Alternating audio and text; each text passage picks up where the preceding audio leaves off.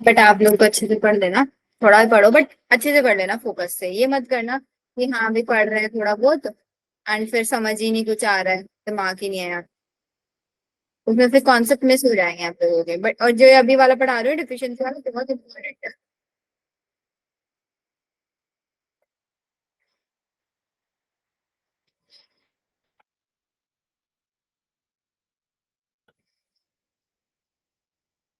देखो, deficiency symptoms of essential element, essential elements के deficiency symptoms हम लोगों को पढ़ने हैं कि जितने भी हमारे एसेंशियल एलिमेंट्स है। अब एसेंशियल एलिमेंट्स को हमने मैक्रो माइक्रो इन सब में डिवाइड किया था या नहीं किया था? मैक्रो माइक्रो पढ़ाए थे, एसेंशियल वाले पढ़ाए थे, और मैक्रो माइक्रो की ट्रिक्स बता दी थी, बताई थी ना। अभी बोलते हैं भाई जितने भी एसेंशियल एलिमेंट्स है, अगर उन एसेंशियल एलिमेंट्स की डेफिशिएंसी हो गई प्लांट के अंदर, तो कैसे सिम्टम्स प्रोड्यूस हो सकते हैं? आखिरकार कब हम डेफिशिएंसी कंसीडर करेंगे, कितने अमाउंट से कम होगा तब डेफिशिएंसी हम उसको मानेंगे, या टॉक्सिक कब बनेगा कोई भी एलिमेंट, वो सारी चीजें हमें पढ़नी है। एनसीईआरटी ओपन कर लो अपना, एनसीईआरटी से एक एक वर्ड समझाऊंगी। Whenever the supply of an essential elements become limited, मतलब प्लांट के अंदर कोई भी एसेंशियल एलिमेंट आप ट्रांसफर कर रहे हो, उसकी सप्लाई लिमिटेड कर दो, तो इसका मतलब हमारे वहां पे प्लांट की ग्रोथ रिटार्ड होगी, रिटार्ड मतलब कम होगी, होगी ना। Then the concentration of the essential element, essential element की वो कॉन्सेंट्रेशन जिससे कम कॉन्सेंट्रेशन पे प्लांट की ग्रोथ रिटार्ड हो रही है, उस कॉन्सेंट्रेशन को हम बोलेंगे क्रिटिकल कॉन्सेंट्रेशन। कितने बच्चों को समझ में आया what is critical concentration? Ma'am it means growth जो होगी प्लांट को वो रुक जाएगी। हाँ, रिटार्ड हो जाएगी, कम हो जाएगी बहुत।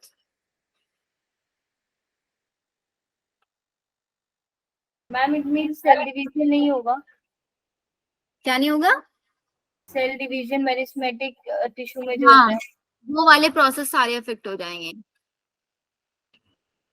अफेक्ट होगी प्लांट की ग्रोथ। कब? जब अब क्रिटिकल कौन सा, सपोज मैं अपने प्लांट को, सपोज मान लो मैं मैग्नीशियम प्रोवाइड करा रही थी 10 ग्राम, और मैंने अब उसको 10 ग्राम से कितना देना शुरू कर दिया, 7 ग्राम देना शुरू कर दिया। तो जब 10 ग्राम दे रही थी ग्रोथ नॉर्मली हो रही थी, लेकिन जब मैंने उसको 7 ग्राम देना शुरू कर दिया तो ग्रोथ कम हो गई। पहले ग्रोथ बहुत अच्छे से हो रही थी, फिर धीरे धीरे ग्रोथ कम हो गई, इट मीन ग्रोथ रिटार्ड हुई है नहीं हुई? तो उस 7 को क्या मानूंगी मैं? 7 ग्राम इज क्रिटिकल कॉन्सेंट्रेशन, कि अगर इस 7 ग्राम से मैंने कॉन्सेंट्रेशन कम किया तो मेरे प्लांट की ग्रोथ अफेक्ट होगी ही होगी। ये है यहाँ पे, ठीक है? आया समझ? क्रिटिकल कॉन्सेंट्रेशन उस 10 ग्राम को बोल रहा है कि उस 10 ग्राम से कम में ग्रोथ रिटार्ड हो जाएगी। ये है the element is said to be deficient. उस टाइम पे मैं बोलूंगी कि भाई जो भी एलिमेंट मैंने कम कराया, जैसे मैग्नीशियम का एग्जांपल लिया, तो वो मैग्नीशियम क्या है? डेफिशिएंट एलिमेंट बना हुआ है, डेफिशिएंट। ठीक है, यहां तक आगे देखो। Since each element has one or more specific structure or functional role in plant, in the absence of any particular element, plant shows certain morphological changes. It means ये बोल रहा है कि हर एक एलिमेंट का एक स्पेसिफिक फंक्शन है। Let suppose magnesium का रोल होता है क्लोरोफिल की स्ट्रक्चर मेंटेन करने में, तो अगर मैग्नीशियम की कमी हुई तो कहीं ना कहीं फोटोसिंथेसिस अफेक्ट होगा, जैसे हमने पढ़ा। पोटेशियम का काम है opening and closing of stomata के लिए, अगर मेरे पास पोटेशियम का अमाउंट कम हुआ तो स्टोमेटा की रेगुलेशन कम होगा, ट्रांसपायरेशन इफेक्ट होगा। हर एक एलिमेंट का अलग अलग फंक्शन, अलग अलग रोल है या नहीं है? Yes ma'am. तो यही बोल रहे हैं कि भाई मॉर्फोलॉजिकल कुछ ना कुछ चेंजेस आएंगे एक पर्टिकुलर एलिमेंट में। These morphological changes are indicative of certain element deficiencies. यही, एक सेकेंड होल्ड करना बच्चों।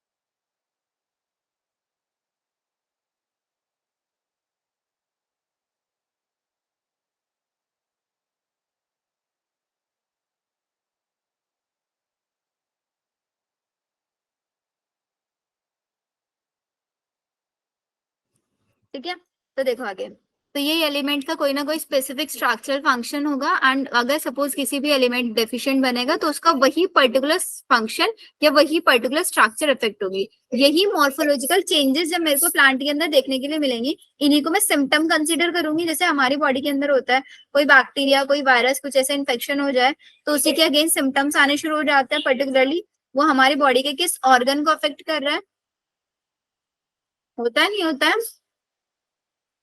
Yes ma'am.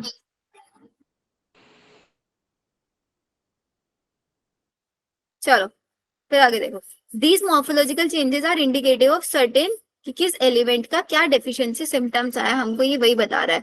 तो deficiency symptoms vary element to element, element to element vary करेगा। लेट्स सपोज मैग्नीशियम है, मैग्नीशियम क्लोरोफिल की डेफिशिएंसी दिखाएगा। पोटेशियम स्टोमेटा की ओपनिंग एंड क्लोजिंग को रेगुलेट करेगा, हाँ पर्टिकुलर आएगा function deficient, and they disappear when the deficient mineral nutrient is provided to the plant. और लेट्स सपोज मेरे पास पहले मैग्नीशियम था, मैग्नीशियम की डेफिशिएंसी आ रही थी, मैंने मैग्नीशियम की अमाउंट वापस से उसको 10 ग्राम थी 10 ग्राम ही देना शुरू कर दिया, तो जो सिम्टम आया था उस सिम्टम वापस से रिस्टोर हो सकता है, उस सिम्टम को वापस से हम रिमूव करा सकते हैं, सिम्टम को डिसअपियर करा सकते हैं just by Yes. providing the equal amount या फिर जो critical concentration required था same amount of substance same amount of element उसको equal amount में provide करा के हम कर सकते हैं। However, if deprivation continue, deprivation का मतलब क्या होता है? deprivation का मतलब बहुत, हाँ बोलो, कमी अमाउंट में देते जा रहे हैं। लेट्स सपोज एक महीने तक हम लोगों ने मैग्नीशियम का बहुत कम रखा गया है, वही डेप्रीवेशन वही डेफिशिएंट जो अमाउंट है उसी को हमने कंटिन्यू रखा, इसकी वजह से जो हमारा प्लांट है उसकी डेथ भी हो सकती है। इट में eventually leads to the death of the plant and the part of the plant that show deficiency system, या तो पूरे प्लांट की डेथ हो सकती है या फिर प्लांट के उस पर्टिकुलर पार्ट की जिस पार्ट के लिए वो एलिमेंट सबसे ज्यादा एसेंशियल था। Also depend on the mobility of the element in the plant, मतलब पार्ट ऑफ द सपोज एक प्लांट के पार्ट के अंदर डेफिशिएंसी हुई लेकिन प्लांट के दूसरे पार्ट में सेम एलिमेंट हमारे पास है, तो वहां से लेके वहां वो ट्रांसफर हो सकता है। मोबाइल एलिमेंट्स हमने पढ़े थे उसमें, transport in plant chapter, mobile और इमोबाइल। Yes ma'am. तो अगर मोबाइल एलिमेंट है तो ट्रांसफर हो जाएगा जिसकी वजह से डेफिशिएंसी खत्म हो जाएगी। Four elements that are actively mobilized within the plant and exported to the young tissues, young developing tissues, the deficiency symptom lead to disappear first in the older tissues। तो इसका मतलब सबसे पहले जो deficiency symptoms होंगे वो कौन से एलिमेंट के खत्म होंगे? जो मोबाइल एलिमेंट है, और प्लांट का वो पार्ट जो कि ओल्ड होने लग रहा है, मिनरल्स का अमाउंट कम हो रहा है लेकिन यंग पार्ट ने उसको ट्रांसफर कर दिया वापस से मिनरल, तो फिर उसकी डेफिशिएंसी भी फिनिश वहां से। सिंपली चीज ये है कि डेफिशिएंसी से सिम्टम्स आएंगे, डेफिशिएंसी को दो तरीके से खत्म किया जा सकता है, उसको वापस से सेम अमाउंट दे दो या फिर उसके अंदर मोबिलाइजेशन करा दो। मैम जो नॉन मोबाइल एलिमेंट्स होते हैं फिर उनका क्या होता है? नॉन मोबाइल के अंदर वो तो मोबाइल होता ही नहीं है, वो तो सपोज ओल्ड लीव्स के अंदर एक्यूमुलेट हो रखे हैं, ओल्ड लीव जैसे प्लांट से फॉलो अप होगी वो एलिमेंट्स भी हमारे फॉलो अप हो जाएंगे, डेफिशिएंसी आ जाएगी, फिर डेफिशिएंसी आ जाएगी। Okay ma'am. मोबाइल एलिमेंट्स ही होता है जो एक जगह से दूसरी जगह ट्रांसफर हो सकता है, यंग से ओल्डर में, ओल्डर से यंग में। नॉन मोबाइल तो नहीं होते, नॉन मोबाइल यंग में है तो यंग को ग्रोथ देते रहेंगे, अगर वो ओल्डर में है तो ओल्ड के साथ ही वो डिस्ट्रॉय हो जाएंगे। आ रहा है समझ? आज इतने कम बच्चे क्यों आए हैं? 8 ही बच्चे आए हैं आज क्लास में, एटलीस्ट डेली 13-14 तो रहते थे।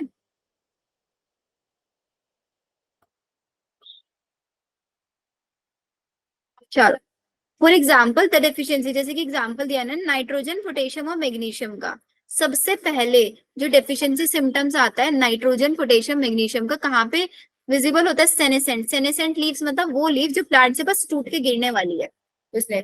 नाइट्रोजन, नाइट्रोजन कहाँ पे पाया जाता है?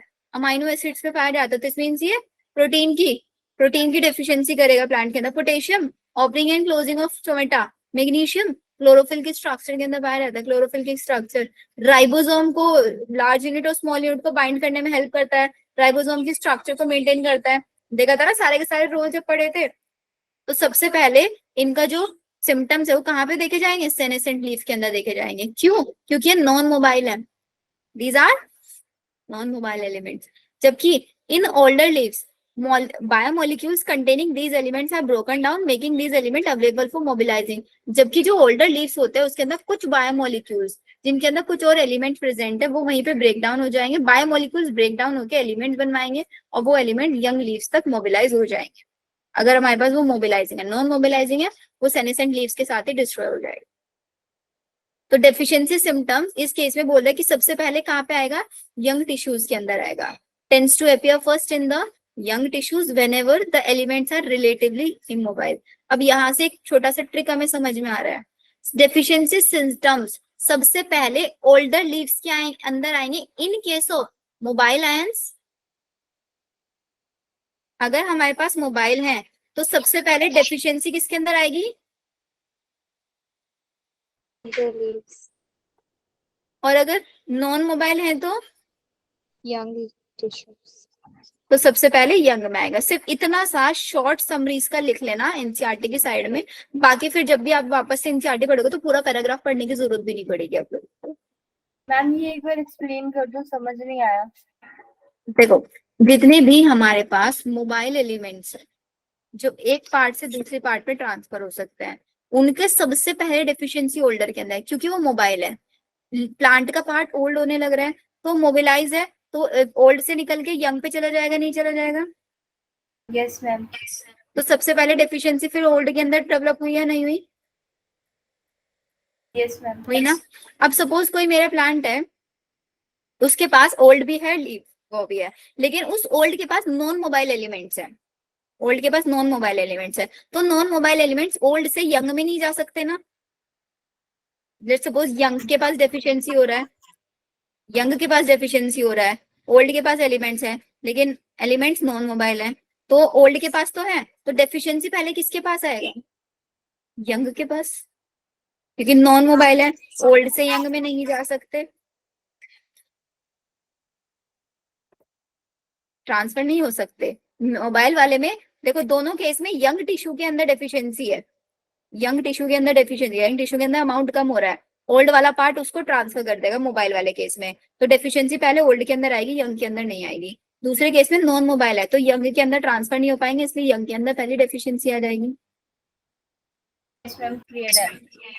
ठीक है, फिर बोलते हैं आगे, ये they are not transported out of the mature organ. जैसे कि एग्जांपल इन मोबाइल का कैल्शियम था हमारे पास, calcium is the part of किसका, सेल का, हमारे बहुत इंपॉर्टेंट पार्ट होता है कैल्शियम। कहाँ पे, कैल्शियम पैक्टेट मिडल लैमेला के अंदर प्रेजेंट होता है। ये सारा इन्होंने बता दिया। अब जो मेन कहानी स्टार्ट है इसमें वो ये दो पैराग्राफ्स के अंदर है कि कौन से एलिमेंट्स की डेफिशिएंसी से कौन सी डिसीज कोज हो सकती है। तो इन्होंने काइंड ऑफ डेफिशिएंसी सिम्टम्स बताए हैं कि डेफिशिएंसी सिम्टम्स कितने टाइप के होते हैं। पहला डेफिशिएंसी सिम्टम्स है chlorosis, necrosis, stunted plant growth, या फिर लीफ का प्रीमेच्योर फॉलिंग होना, या बर्ड्स का प्रीमेच्योर फॉलिंग होना, या फिर इनहिबिशन ऑफ सेल डेफिशिएंसी। ये क्या है, सबके सब डिसीज है जो किसी पर्टिकुलर एलिमेंट की डेफिशिएंसी होने से प्लांट के अंदर कोज होगी। ठीक है, अब देखो सबसे पहली डिसीज है क्लोरोसिस। क्लोरोसिस का मतलब है कि प्लांट के किसी पर्टिकुलर पार्ट में क्लोरोफिल की कमी हो रही है, लॉस ऑफ क्लोरोफिल हो रहा है, क्लोरोफिल की कमी हो रही है, तो लीफ कैसी हो जाएगी, क्लोरोफिल की वजह से ग्रीन होती है, और क्लोरोफिल की कमी की वजह से क्या हो जाएगी, येलो होना शुरू हो जाएगी, येलोइंग हो जाएगी। अब this symptoms is caused by the, कौन कौन से एलिमेंट इस सिम्टम को कोज करता है, वो है हमारे पास nitrogen, potassium, magnesium, sulphur, iron, manganese, zinc, molybdenum. इसको साइड में लिख लो एनसीईआरटी के ऐसे। क्लोरोसिस के इसकी कोई ट्रिक बना सकते हो,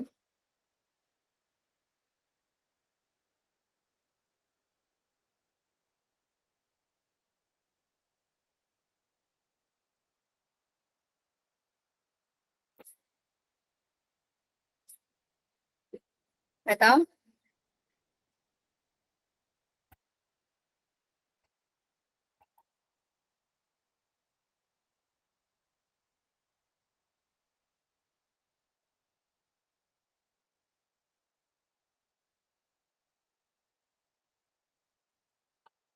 देखना सारे एलिमेंट्स आ गए क्या,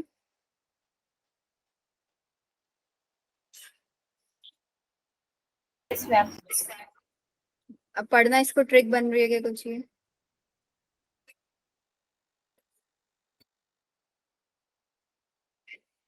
साजिया, monks, साजिया बताएगी मैम ट्रिक क्या ट्रिक बन रही है। मैम थोड़ा सा सोच लीजिए।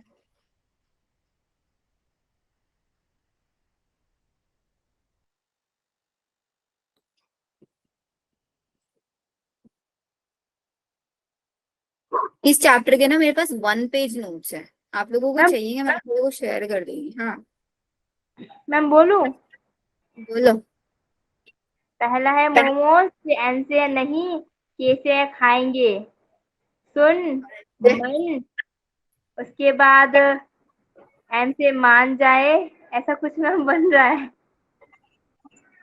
मोमोज नहीं खाएंगे, मोमोज नहीं खाकर सोएंगे, मोमोज नहीं खाकर सोएंगे, क्योंकि मैंने मैगी जाकर, एफी मतलब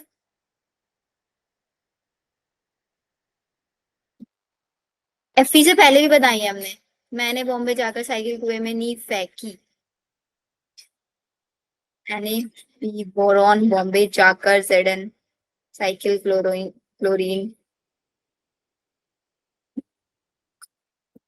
अंशिका, आयशा कहाँ है आज? आयशा नहीं है, आई तो थी आयशा। समीक्षा, भाई एक लोग तो ना, आप लोगों का हम बना इंटरेस्ट रही हूँ ट्रिक। डाउन होता जा रहा है, इंटरेस्ट बिल्कुल। देखो, मोंक्स किसी बच्चे का नाम है, मोंक्स ये बोलता है कि मैंने एमजी मैगी जाकर फेंक दी, मैंने मैगी जाकर फेंकी, क्योंकि वो अच्छी नहीं बनी थी। मोंक्स को मैगी बनानी नहीं आती थी, मम्मी ने उसको बोला भाई मैगी बना दे, उससे अच्छी नहीं बनी, उसे जाकर फेंक दी। क्लोरोसिस की ट्रिक, मेरा हाफ सही था। मैगी का कलर येलो होता है, येलोइश सा थोड़ा, बनने के बाद, हल्दी डालने के बाद। Yes ma'am. मुझसे याद रख लोगे, क्लोरोसिस मतलब येलोइंग ऑफ लीव्स। मैं मॉन्क्स ने बोला कि मैंने मैगी जाकर फेंकी। साजिया सही है ट्रिक।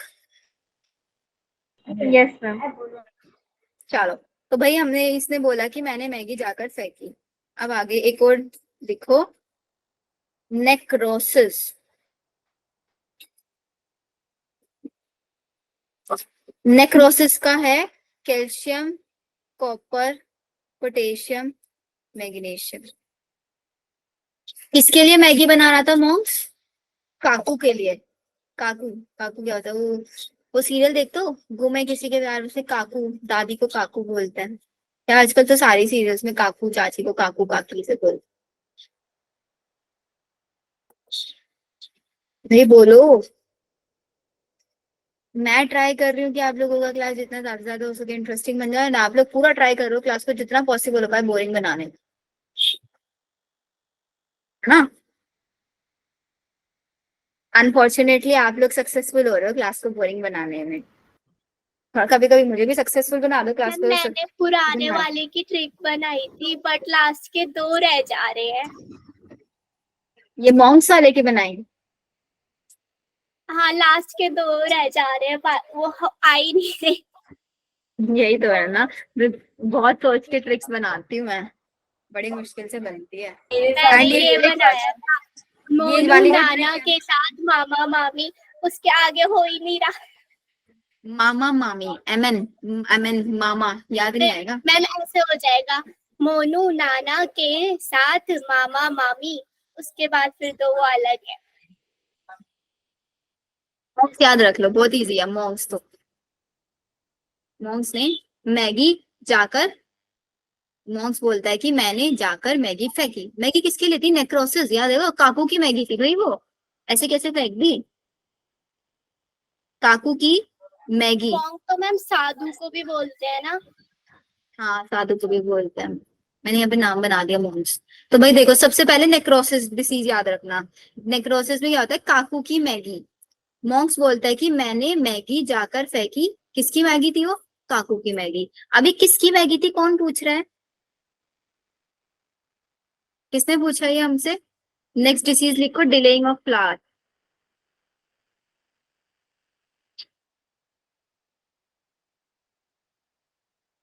डिलेइंग ऑफ फ्लावर आपका कराता है कौन?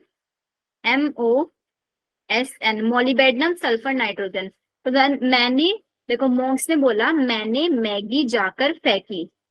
मोसी ने पूछा, MOSN, मोसी ने पूछा किसकी मैगी? काकू की मैगी। तो पहले डिसीज याद रखने, chlorosis, delaying of flower, necrosis. Monks ने बोला मैंने मैगी जाकर फेंकी। किसने पूछा? मोसी ने पूछा। किसकी मैगी थी? काकू की मैगी थी। Ma'am, this is too good. ये तो सही बहुत है? अच्छा था, भी हो Yes, गया। ma'am. मैम मैंने भी बनाया था कुछ ऐसा ही, मॉन्ग्स मांगे मन से कुछ समथिंग करके, बट मैम इतना इंटरलिंकिंग नहीं था, इतने अच्छे से याद भी नहीं रहता वो। वही ना, तो मैंने ट्राई किया हुआ कि सारी डिसीज का एक ही साथ बना दो। बहुत मेहनत लगती है वही में। बट आप लोगों को ट्राई क्या करना पड़ेगा? फर्स्ट नंबर पे क्लोरोसिस, फिर डिलेइंग ऑफ फ्लावर, फिर नेक्रोसिस। नेक्रोसिस का मतलब क्या होता है? नेक्रोसिस का मतलब होता है टिश्यूज का डेड होना। देखो, सबसे पहले क्लोरोसिस ये हो गई याद, फिर नेक्रोसिस टिश्यूज का डेथ होना, ये काकू की मैगी, और फिर लेक ऑफ, एक और है चीज, ये मॉन्क्स है ना। एक बार और मॉन्क्स याद रखना, जो सेल डिवीजन कराता है। सेल डिवीजन कराता है कौन? मॉन्क्स ही सेल डिवीजन इनहिबिट करता है। सम एलिमेंट्स, मोसी ने ये डिले फ्लावरिंग कराता है। अब वापस से सुनो, सबसे पहले क्या याद रखोगे? क्लोरोसिस, क्लोरोसिस डिसीज, येलो, मतलब पैटर्न में याद रखो, पहले लीफ येलो हुई। जब लीफ येलो होने लग जाती है, फिर उसके बाद हमारा जो फ्लावर है, चांसेस है कि फ्लावर गिर जाएगा वहां तक, वहां से, क्योंकि लीफ की येलो हो रही है, क्लोरोफिल लॉस्ट हो रहा है, फोटोसिंथेसिस नहीं होगा, फ्लावर को फूड कहाँ से मिलेगा? नहीं मिलेगा। तो लीफ येलो हुई, फ्लावर की डेथ, फ्लावर डिले होना शुरू हो गया। फ्लावरिंग डिले मतलब फ्लावरिंग नहीं हो पा रही है प्लांट के अंदर, और प्लांट के अंदर फ्लावरिंग नहीं हो पा रही है, और धीरे धीरे हमारे जो प्लांट के टिश्यूज हैं उनकी भी डेथ हो जाएगी, फूड नहीं मिलेगा तो, यस मैम। है ना। फूड नहीं मिलेगा, उनकी भी डेथ हो जाएगी। अब ये नेक्स्ट चीज, इसको ऐसे याद रखो, देखो लिख ही देती हूँ। सबसे पहले याद रखोगे क्लोरोसिस। क्लोरोसिस में आपका क्या हुआ? येलोइंग ऑफ लीव्स हुआ, लीफ येलो हुई, जिसकी वजह से हमारा डिलेइंग ऑफ फ्लावरिंग हुआ।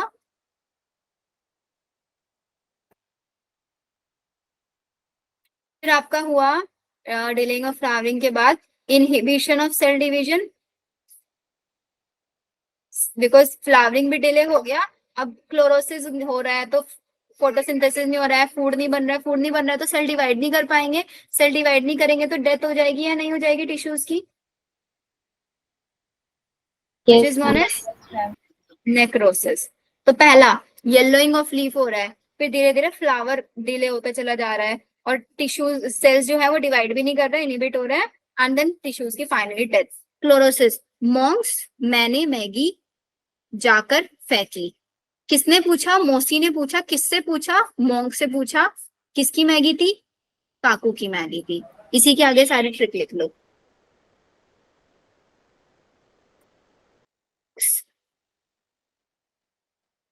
मैंने मैगी जाकर फेंकी, ठीक है। किसने पूछा? मौसी ने पूछा। किससे पूछा? मॉन्क से पूछा। किसकी मैगी थी? काकू काकू की। की मैगी। हो गया, लिख लो इसको। अब देखो, एक बार बता दिया अभी याद रहेगा, भूल जाओगे फिर दोबारा से, इसलिए लिख लो सारी चीजें।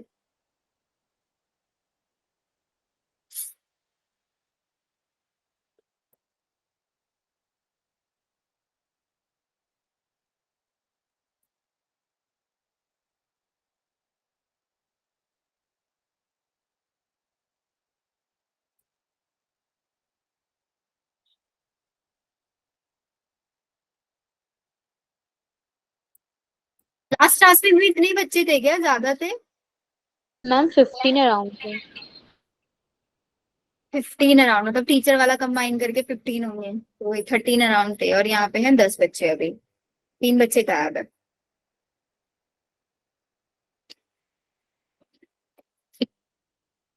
और लास्ट क्लास कौन सा टीचर की थी? मैम केमिस्ट्री की टीचर नहीं थी।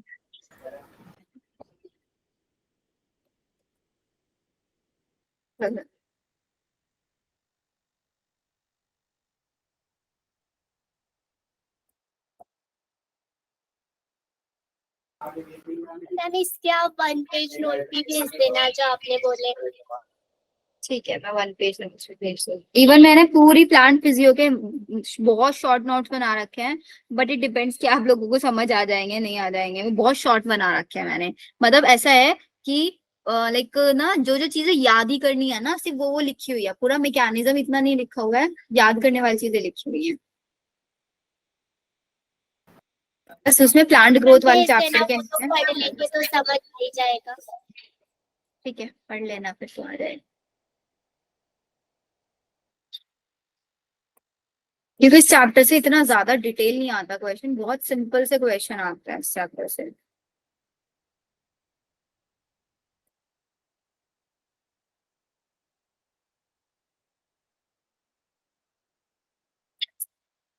Done ma'am.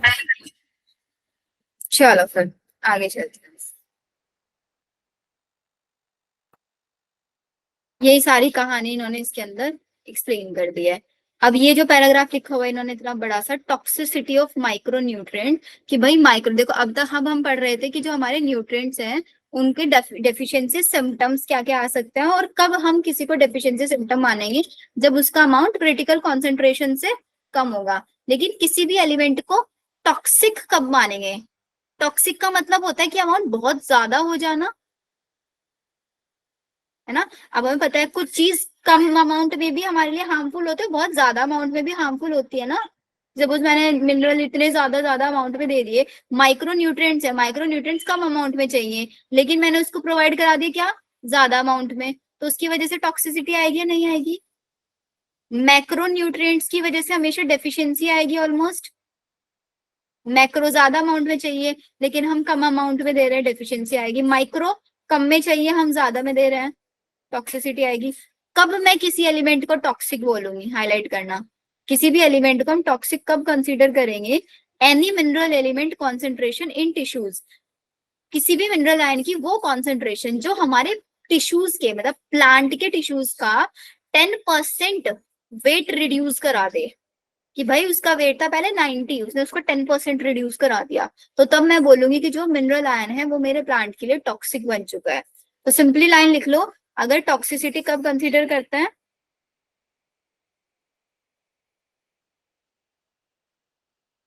Reduce 10% dry weight, 10% dry weight अगर रिड्यूस हो रहा है, then it will be called as toxic. Toxicity. ठीक है, उसको हम बोलेंगे कि भाई ये एलिमेंट टॉक्सिक है। अब कैसे टॉक्सिक है उसको इन्होंने एग्जाम्पल से प्रूव किया हुआ है, देखना कैसे प्रूव किया हुआ है। ये बोलते हैं कि भाई कैसे, क्या था एग्जाम्पल, ये रहा। For example, prominent symptom of manganese toxicity, magazine, sorry यार मैगजीन बोल रही हूँ। मैग्नीज का इंपॉर्टेंट फंक्शन क्या था? वाटर स्प्लिटिंग, है ना, Mn+2 की फॉर्म में एब्जॉर्ब होता है। तो अगर मैग्नीज की टॉक्सिसिटी कब होगी? अगर प्लांट के अंदर मैग्नीज की अमाउंट बहुत ज्यादा हो रही है, तो कैसे दिखाई देगा हमको? Brown spots surrounded by chlorotic when, मतलब जो हमारी लीफ है ना, उस लीफ की वेन्स के ऊपर ब्राउन ब्राउन कलर के स्पॉट्स हमको दिखाई देंगे, brown spots. It is important to note that कि जो मैग्नीज है ना, किसके साथ कंपीट करता है? आयरन और मैग्नीशियम के साथ कंपीट करता है। Mn, मन किसके साथ कंपीट करता है? FeMg के साथ। And with magnesium for binding with enzyme, मतलब मैग्नीशियम किसी एंजाइम के साथ बाइंड करता है और अपना प्रोसेसिंग करता है। लेकिन मैग्नीज का अमाउंट अगर बहुत ज्यादा हो रहा है तो ये हमारे मैग्नीज के फंक्शन को रोक देता है। इसके अलावा मैग्नीज आपके कैल्शियम को भी इनहिबिट करता है, कि अगर मैग्नीज का अमाउंट बहुत ज्यादा हो गया तो कैल्शियम के ट्रांसलोकेशन को रोक देगा। तो इट मीन्स आपका जो एक्सेस में अगर मैग्नीज हुआ प्लांट के अंदर, तो हमारे आयरन, मैग्नीशियम, कैल्शियम, इन तीनों के फंक्शन को अफेक्ट करेगा ही करेगा। ठीक है। Does what appear as symptom of manganese, अगर मैग्नीज की टॉक्सिसिटी हुई, आप मतलब टॉक्सिसिटी मतलब उसका अमाउंट बहुत ज्यादा बढ़ा, तो प्लांट के अंदर किसकी डेफिशिएंसी हो जाएगी?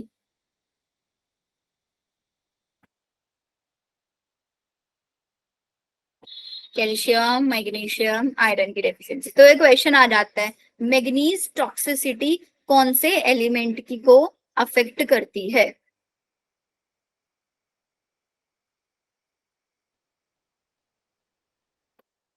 इसको भी रिलेट करा दूं पहली ट्रिक से। Yes ma'am. पहली ट्रिक थी हमारी, मॉन्क्स ने बोला कि उसने मैगी को फेंक दिया। मौसी ने पूछा किसकी मैगी थी, मॉन्क्स से पूछा काकू की मैगी थी। किसमें रखी थी मैगी? एमएन, मैंने बोला, क्या बोला? मग में रखी थी, मतलब मग से फेंकी, या काफी मग, ऐसे याद रख लो इसको।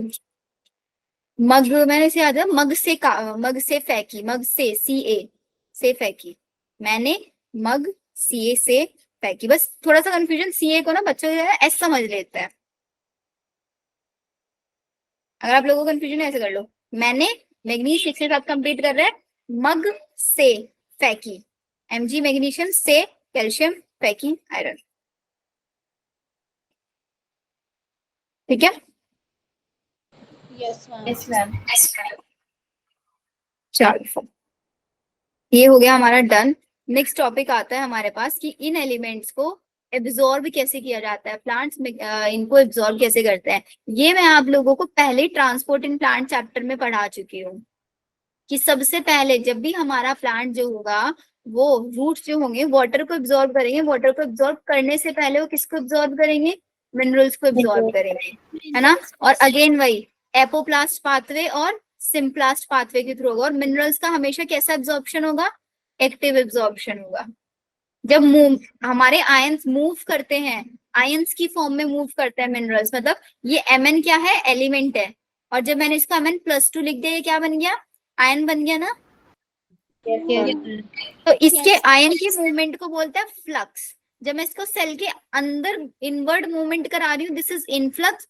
बाहर ट्रांसफर कर रही हूँ, इफ्लक्स। इनफ्लक्स, इफ्लक्स, सिर्फ ये याद रखना है। ट्रांसलोकेशन ऑफ सॉल्यूट भी हमें पता है, सॉल्यूट का ट्रांसलोकेशन कौन कराएगा? फ्लेम कराएगा। इन्होंने डायरेक्टली लिखा हुआ भी है कि आप सारा प्रोसेस पिछले चैप्टर में पढ़ के आए हो, क्लास 11 चैप्टर में। ठीक है, ये आ गया। अब आता है soil as reservoir of essential element. ये भी हम लोगों को सारा प्रोसेस पता ही है कि जितने भी हमारे एसेंशियल एलिमेंट्स होते हैं वो सारे के सारे कहाँ पे प्रेजेंट होते हैं? सॉयल के अंदर ही प्रेजेंट होता है, वाटर के थ्रू एब्जॉर्ब होता है। अब क्वेश्चन ये आता है सॉयल के अंदर ये कहाँ से आता है? तो जैसे हमारी रॉक्स होती है ना, बड़ी बड़ी चट्टाने, उनके ब्रेक डाउन से आता है। उन चट्टानों के अंदर बहुत सारे मिनरल्स प्रेजेंट होते हैं, उनसे ये हमारे मिनरल्स, बिकॉज सॉइल भी किससे बनती है? मिनरल से, उससे रॉक से बनती है। बड़ी बड़ी चट्टानों का जब वेदरिंग होता है, ब्रेक होती है, उसी से मिट्टी बनती है। ये साजिया, मैम गलती से हो गया था। ओके। तो ये हमारा पूरा का पूरा प्रोसेस है कि soil not only supply minerals but इसके अलावा नाइट्रोजन फिक्सिंग बैक्टीरिया जो अभी हम आगे पढ़ेंगे उनको भी करती है। ये याद रखना है सिर्फ आप लोगों को। अब जो मेन आएगा, देखो एक तो मैंने जो आप लोगों को अभी वो डिसीज याद कराई, क्वेश्चन या तो वहां से आएगा, ये इस नाइट्रोजन साइकिल से आएगा। अभी नाइट्रोजन साइकिल को मैं अपने तरीके से समझाती हूँ आपको। हमारे, अगर मैं आपसे बात करूं, एटमॉस्फेयर में नाइट्रोजन किस फॉर्म में है? नाइट्राइड और नाइट्राइड एटमॉस्फेयर में N2 N2 की फॉर्म में। तो इसको हम बोलेंगे बायोलॉजिकल, अरे ऐसे लिखो, एक प्रोसेस बता रही हूँ, पहले लिखो biological nitrogen fixation. Nitrogen fixation का मतलब क्या होता है? नाइट्रोजन को, एटमॉस्फेरिक नाइट्रोजन को एक एब्जॉर्बेबल अमाउंट में फिक्स करना, क्योंकि हमारे प्लांट्स N2 को, मतलब नाइट्रोजन को N2 की फॉर्म में कभी एब्जॉर्ब नहीं कर सकते। हमें उसको नाइट्रेट, नाइट्राइट या अमोनियम किसी एक फॉर्म में कन्वर्ट कराना पड़ेगा एब्जॉर्ब कराने के लिए। तो अब यहाँ पे क्या होगा, हम बायोलॉजिकल नाइट्रोजन, बायोलॉजिकल टर्म जहाँ पे ऐड हो गया तो इसका मतलब मैं नाइट्रोजन को फिक्स कराने के लिए बायोलॉजिकल एलिमेंट्स मतलब लिविंग ऑर्गेनिज्म का यूज करूंगी। Biological Yes. नाइट्रोजन फिक्सेशन में सबसे ज्यादा क्वेश्चन यहीं से मिलेगा। तो बायोलॉजिकल नाइट्रोजन फिक्सेशन जो होते हैं वो दो टाइप के, nitrogen fixers and two fixers. जैसे अभी हम पढ़ते हैं वो उसमें पढ़ा था एनाबिना, नोस्टॉक, हेट्रोसिस्ट उसके पास सेल था, नाइट्रोजन फिक्सेशन का काम कर रहा था। ये दो टाइप से हो सकते हैं बैक्टीरिया, फ्री लिविंग भी हो सकते हैं और एक सिम्बायोटिक भी हो सकते हैं। सिम्बायोटिक सबको पता है क्या होता है, जो किसी ना किसी के साथ सिम्बायोटिक एसोसिएशन बना के रखते हैं और फ्रीली फ्रीली रहते हैं। फिर ये और दो टाइप के हो सकते हैं, या तो आपके एरोबिक हो सकते हैं, मतलब इनको क्या चाहिएगी, ऑक्सीजन चाहिएगी, या फिर ये एनारोबिक। एनारोबिक मतलब इनको ऑक्सीजन नहीं चाहिएगी। एरोबिक के एग्जाम्पल लिख लो।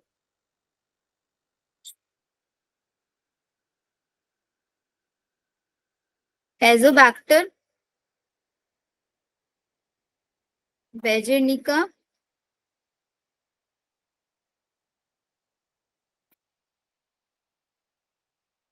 एनाबिना, नोस्टॉक,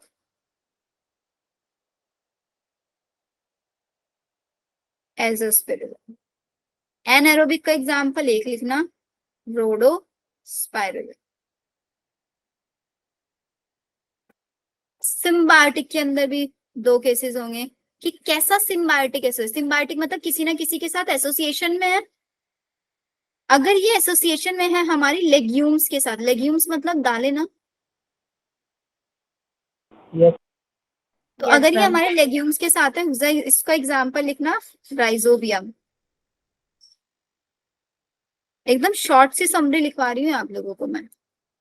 और अगर ये है आपके विद नॉन लेग्यूम्स कौन रहते हैं, मतलब ऐसे बैक्टीरिया जो सिम्बायोटिक एसोसिएशन में रहते हैं लेग्यूम्स के साथ, वो एग्जाम्पल है राइजोबियम। ऐसे बैक्टीरिया जो सिम्बायोटिक एसोसिएशन में रहते हैं नॉन लेग्यूम्स, मतलब लेग्यूम्स ना हो उसके अलावा किसी और के साथ रहते हैं, एग्जाम्पल फ्रेंकिया। ये आपको याद रखना, ठीक है।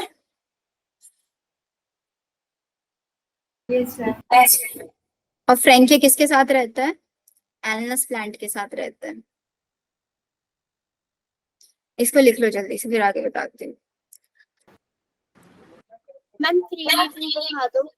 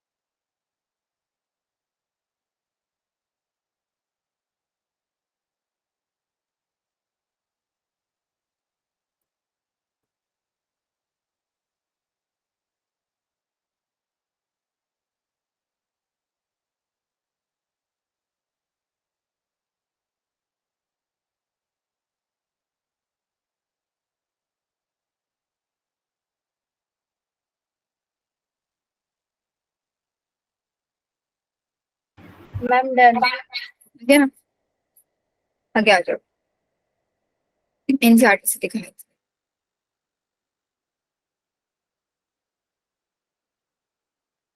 एनसीईआरटी में क्या लिखते हैं भाई, नाइट्रोजन का इंपॉर्टेंट रोल हमें पता ही है क्या होता है, amino acid, protein, hormone, chlorophyll और बहुत सारे विटामिन पढ़ के आए हैं अभी हम, ठीक है।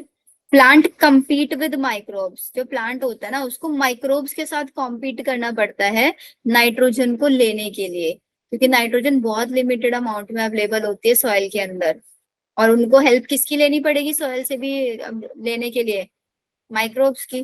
तो इसलिए नाइट्रोजन क्या है, एक लिमिटिंग न्यूट्रिएंट है, नेचुरल और एग्रीकल्चर इकोसिस्टम के लिए, मतलब नेचुरली अगर प्लांट को चाहिए, या फिर जो हम वो खाद वगैरह डालते हैं ना उसके अंदर, क्रॉप्स वगैरह फील्ड्स वगैरह के अंदर, उसके अंदर भी हम नाइट्रोजन का अमाउंट ही बढ़ाते हैं। तो नाइट्रोजन जो होती है वो एग्जिस्ट किस फॉर्म में करती है, एंड ट्रिपल बॉन्ड एन के फॉर्म में। इस N2 को हमें एक एब्जॉर्बेबल फॉर्म में कन्वर्ट करना है, वो अमोनिया, नाइट्राइट, नाइट्राइट कुछ भी हो सकता है। This process is known as nitrogen fixation.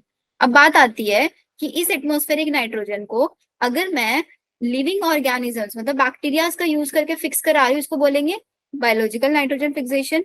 मैं इसको इंडस्ट्री में करा रही हूँ, this will known as industrial nitrogen fixation. Electricity की हेल्प से या फिर थंडरिंग जो होता है ना उसके थ्रू भी ये प्रोसेस होता है, उसके थ्रू करा रही हूँ तब भी हो जाएगा। डीनाइट्रिफिकेशन का मतलब होता है कि हमने N2 से सपोज नाइट्राइट कुछ भी बनवा लिया, उसको वापस से नाइट्रोजन में कन्वर्ट करना, this is known as denitrification. क्योंकि भाई एटमॉस्फेयर की सारी नाइट्रोजन जब हम सॉइल में कन्वर्ट कराते रहेंगे, एटमॉस्फेयर में कहाँ से आएगी नाइट्रोजन? कोई भी प्लांट, कोई भी ऑर्गेनिज्म अर्थ पे ऐसा है जो नाइट्रोजन इनहेल या एक्सेल करता हो? नहीं है ना। रिसाइकलिंग जरूरी है, यस मैम। जरूरी है ना रिसाइकलिंग। तो इसका मतलब हमारे पास वो बैक्टीरिया भी हैं जो N2 से अमोनिया, नाइट्राइट, नाइट्रेट बनवाएंगे, और वो बैक्टीरिया भी हैं जो नाइट्रेट, नाइट्राइट से N2 बनवाएंगे, बिकॉज रिसाइकलिंग जरूरी है। आया पॉइंट समझ में? Yes ma'am. अब देखो क्या नेचर के अंदर लाइटनिंग हो गया या यूवी रेडिएशन जो आती हैं, वो भी हमारी नाइट्रोजन को नाइट्रोजन ऑक्साइड में कन्वर्ट कर देती है, NO2 N2। जो इंडस्ट्रियल कंबस्शन होता है, जो फैक्ट्री से जो धुआं निकलता है, या फॉरेस्ट फायर होती है, ऑटोमोबाइल से जो एग्जॉस्ट निकलता है, पावर जनरेटिंग स्टेशन से जो एग्जॉस्ट निकलता है, इन एग्जॉस्ट के अंदर नाइट्रोजन ऑक्साइड होती है। प्लांट्स उसको डायरेक्टली नाइट्रोजन ऑक्साइड को ले लेता है। या फिर decomposition of organic nitrogen of dead plants and animals into ammonia is called ammonification. Let's suppose किसी प्लांट की डेथ हो गई, एनिमल की डेथ हो गई, उसको बिकॉज उसके अंदर क्या है आपका NO2 एन अमोनिया इस फॉर्म में कन्वर्ट मिलेगा, या फिर उसके अंदर नाइट्रोजन तो पाया ही पाया जाएगा सिर्फ N2 की फॉर्म में भी, उसको अमोनिया में कन्वर्ट कराता है। This is known as ammonification, the process of formation of ammonia. और हमेशा अमोनिया कैसे बनेगा? ऑर्गेनिक नाइट्रोजन का डिकम्पोजिशन करा के। डेड प्लांट्स और एनिमल्स के अंदर जो ऑर्गेनिक नाइट्रोजन है उसको, मतलब प्रोटीन्स हैं, प्रोटीन्स तो मिलेंगे ना, बिकॉज N2 तो नहीं मिलेगा डायरेक्टली, प्रोटीन मिलेंगे। अब हमें पता है कि डिग्रेडेशन हर किसी का होता है, माइक्रो ऑर्गेनिजम्स का काम है डिग्रेडेशन कराना, डिकम्पोजिशन कराना। 10th क्लास में पढ़ा होगा डिकम्पोजिशन। Yes ma'am. वो डिकम्पोजिशन में क्या कराता है, जितना भी हमारा बॉडी के अंदर ऑर्गेनिक कंपोनेंट है, उस ऑर्गेनिक कंपोनेंट को सॉइल में मिक्स कर देता है। और हम लोग सॉइल से ही तो लेते हैं। देखो सॉइल से मिनरल्स प्लांट ले रहे हैं, हम प्लांट से फूड ले रहे हैं, तो मिनरल्स मेरी बॉडी में जा रहे हैं। फिर जब हमारी डेथ हो रही है, हमारी डेथ के बाद हमारा डिकम्पोजिशन होके सारे मिनरल्स वापस से सॉइल में। रिसाइकलिंग पूरा।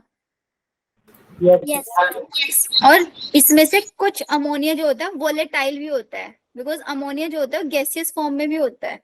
अमोनिया गैसियस फॉर्म में तो उड़ जाता है, वोलेटाइल है तो वापस से एटमॉस्फेयर में एंटर हो जाएगा। और कुछ अमोनिया नाइट्रेट में भी कन्वर्ट हो जाएगा, जो कि सॉइल में पड़ा रहेगा, सॉइल के थ्रू प्लांट उसको एब्जॉर्ब कर लेंगे। इक्वेशन इन्होंने लिख दिया कि भाई अमोनिया है, ऑक्सीजन के साथ कंबाइन होके नाइट्राइट बनवा रहा है, वाटर बनवा रहा है, ये बनवा रहा है। फिर नाइट्राइट ऑक्सीजन के साथ कंबाइन होके नाइट्रेट बनवा रहा है। ये इक्वेशन चलती जा रही है, ठीक है। इस इक्वेशन पे कभी क्वेश्चन नहीं आया तो इसके लिए ज्यादा स्ट्रेस मत लेना। क्वेश्चन जो मैंने आप लोगों को लिखवाया वो यहाँ से आएगा जनरल। अमोनिया सबसे पहले मेरे पास NH3 है, NH3 को सबसे पहले मैंने किस में ऑक्सीडाइज कराया? नाइट्राइट NO2- में। किस बैक्टीरिया की हेल्प से? नाइट्रोसोमोनास या फिर नाइट्रोकोकस की हेल्प से। फिर नाइट्राइट को किस में कन्वर्ट कराया? नाइट्रेट में। किसकी हेल्प से? नाइट्रोबैक्टर की हेल्प से। And these steps are known as nitrification. देखो अमोनिया बनवाना ammonification, these are process are known as nitrification. तो इन नाइट्रोसोमोनास, नाइट्रोकोकस, नाइट्रोबैक्टर, इन सबको हम नाइट्रीफाइंग बैक्टीरिया बोलेंगे या नहीं? एंड ये सारे नाइट्रीफाइंग बैक्टीरिया कीमोटोट्रॉप होता है, मतलब केमिकल सब्सटेंसेस का यूज करते हैं, उससे अपना फूड बनवाता है। फिर ये जो नाइट्रेट बना, इस नाइट्रेट को प्लांट एब्जॉर्ब कर लेंगे और प्लांट से कहाँ चला जाएगा, ये लीव्स में चला जाएगा। लीव्स में जाके ये कन्वर्ट हो जाएगा अगेन किसमें, अमोनिया में। फिर अमोनिया से अलग अलग टाइप के प्रोटीन्स भी बन सकते हैं। अमोनिया के अंदर क्या होता है, it finally forms the amine group of ammonia. Ammonia के अंदर से अमीन ग्रुप में कन्वर्ट हो जाता है। ये जो नाइट्रेट है इसको फिर सॉइल एब्जॉर्ब करेंगे या फिर इसको वापस से हम N2 में भी कन्वर्ट करा सकते हैं। इस प्रोसेस को क्या बोलेंगे हम, डीनाइट्रिफिकेशन। ये इंपॉर्टेंट है। डीनाइट्रिफिकेशन के बैक्टीरिया कौन से होते हैं, सूडोमोनास और थायोबैसिलस। इसको ऐड कर लो यहाँ पे, सूडोमोनास एंड थायोबैसिलस, डीनाइट्रिफाइंग बैक्टीरिया। लिख ही सकते हो वैसे आप लोग यहाँ से देख के इसको करो। डीनाइट्रिफाइंग बैक्टीरिया लिख लो, सूडोमोनास एंड थायोबैसिलस। ये देखो, इसको ना एक और इक्वेशन बनवा के मैं लिखवा देती हूँ थोड़ा सा और शॉर्ट तरीका करके। सबसे पहले मैंने बोला मेरे पास क्या है, अमोनिया। अमोनिया से क्या बनेगा, NO2, फिर NO3, फिर NO3 से नाइट्रोजन बन सकता है और फिर नाइट्रोजन से ही वापस ये रिसाइकिल हो जाता है। इसको नीचे लिख देते हैं, N2 बनता है और N2 वापस अमोनिया में कन्वर्ट हो जाता है। ये साइकिल बन गई है पूरी, साइकिल बन गई नहीं। Yes ma'am. Yes ma'am. Nitro focus और नाइट्रो सोमोनास, दिस इज नाइट्रोबैक्टर। और डीनाइट्रिफिकेशन का सूडोमोनास और थायोबैसिलस। और N2 को अमोनिया में कौन कन्वर्ट कराएगा, N2 को अमोनिया में कन्वर्ट कराएगा नाइट्रोजिनेज। ये साइकिल बना दो। अभी जो नाइट्रोजिनेज होता है ना, ये नाइट्रोजिनेज हमेशा सिर्फ और सिर्फ एनएरोबिक कंडीशन में वर्क करता है। इसके ऊपर पूरी की पूरी कहानी स्टार्ट होगी आगे। ये एनारोबिक कंडीशन में वर्क करता है। अब हमें क्या करना पड़ेगा, इसको एनारोबिक कंडीशन प्रोवाइड कराने के लिए इसके आसपास की सारी ऑक्सीजन खत्म करनी पड़ेगी। तो मतलब मेरे को इसके पास एक ऑक्सीजन स्कैवेंजर देना पड़ेगा। उस ऑक्सीजन स्कैवेंजर का नाम होता है लेग हीमोग्लोबिन।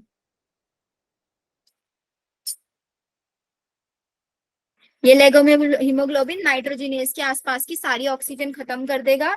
नाइट्रोजिनेज एक्टिव बन जाएगा और नाइट्रोजिनेज मॉलिक्यूलर और जो नाइट्रोजन आ रही है उसको अमोनिया में कन्वर्ट कराता चला जाएगा। ये होता है मैम। स्कैवेंजर स्कैवेंजर मतलब खाने वाला,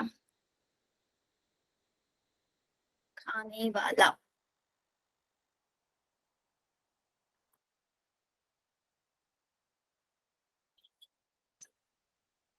लिखो दूसरी सब।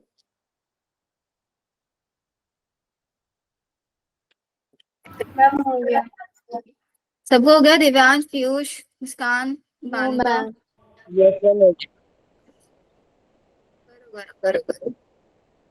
अब इस लेक्चर में ना देखो, मतलब इस वाले चैप्टर में कुछ नहीं बचा है। मुश्किल से अराउंड 40 मिनट का ये टॉपिक रह गया है। सिर्फ और सिर्फ जो प्रोसेस मैंने बताया ना, नाइट्रोजिनेज, ये ऑक्सीजन स्कैवेंजर, लेगिमुलरी, सिर्फ ये प्रोसेस मेरे को आप लोगों को डिटेल में समझाना है। और बाकी मैंने जो आप लोगों को फ्लो चार्ट बनवा दिया, उस फ्लो चार्ट को याद कर लेना। एरोबिक एनारोबिक फ्री लिविंग वाला कॉन्सेप्ट आप लोग सारी, अब आप लोगों को बट अभी होमवर्क नहीं देती, ठीक है। अब तो ऑलरेडी आप लोगों के पास काफी सारा काम है। मैम हो गया। हो गया ना, देखो मैंने ये सारा बता दिया। अभी बायोलॉजिकल नाइट्रोजन फिक्सेशन को एक्सप्लेन करेंगे, जो मैंने आप लोगों को टेबल बनवा के लिखवा दिया पूरा का पूरा, कि कौन सिम्बायोटिक में रहता है, कौन कैसे रहता है, सब लिखवा दिया। ये रोडोस्पिरिलम, बेजेरिंकिया एनारोबिक है, बेसिलस फ्री लिविंग है, एनारोबिक, सब लिखवा दिया। ये भी सिम्बायोटिक वाला भी पूरा मैंने आप लोगों को लिखवा दिया है। राइजोबियम आपका, ठीक है, लेग्यूमिनस के साथ, कौन से लेग्यूमिनस के साथ रहता है वो भी लिख लेना वहां पे। अल्फा अल्फा, sweet clover, sweet pea, lentils, garden pea, broad bean, clover leaves, ये लेग्यूम्स है हमारे, इनके साथ रहता है, ठीक है। फ्रेंकिया नॉन लेग्यूमिनस के साथ रहता है। Nitrogen fixing nodule on the roots of non leguminous लिखवाया, विद एल्नस लिखवा दिया था वहां पे। फिर एक और इम्पोर्टेंट कि राइजोबियम और फ्रेंकिया दोनों के दोनों सिम्बायोटिक है। राइजोबियम लेग्यूमिनस का, फ्रेंकिया नॉन लेग्यूमिनस का, इन दोनों के बीच में एक स्टेटमेंट वाला क्वेश्चन यहाँ से बन के आ जाता है, तो इंपॉर्टेंट लिख लेना, इंपॉर्टेंट फॉर नीट। क्या, ये दोनों के दोनों जब सॉइल के अंदर रहते हैं तब तो फ्रीली लिविंग रहते हैं, मजे से फ्रीली रह रहे हैं, सिम्बायोटिक है। लेकिन जब इनको किसी प्लांट के अंदर नाइट्रोजन फिक्सेशन कराना है तो उस प्लांट के साथ ये सिम्बायोसिक एसोसिएशन बना के रहेंगे। ये कहानी है बस। सॉइल के अंदर फ्रीली पाए जाएंगे, लेकिन जब प्लांट को इनकी जरूरत होगी तो प्लांट को बोलेंगे भाई हम नहीं रहेंगे ऐसे ही, हम तो सिम्बायोटिक एसोसिएशन बना के तब आपके लिए नाइट्रोजन फिक्स करेंगे, देखिए हम। ये होता है बस। फिर आगे देखो, इन्होंने लेग हीमोग्लोबिन वाला कॉन्सेप्ट जो मैं आप लोगों को बता रही थी, बस ये लेग हीमोग्लोबिन वाला कॉन्सेप्ट रह गया हमारा। नोड्यूल फॉर्मेशन उसी के अंदर है, लेग हीमोग्लोबिन के अंदर। ये वाला पॉइंट ये पूरा हमको पढ़ना है, देन ये पढ़ना है, चैप्टर फिनिश। बताओ यहां तक किसी को अभी कोई डाउट है? इस चैप्टर के नोट्स वगैरह की तो रिक्वायरमेंट होगी नहीं, बिकॉज सारा एनसीईआरटी पढ़ाया है मैंने भी, कुछ अच्छे नोट्स नहीं बनाए इसके, बस वो हैंड रिटन नोट्स में आप लोगों के भेज दूंगी। डन। Yes ma'am. चलो फिर आज के लेक्चर यहीं पे फिनिश करते हैं। Thank you.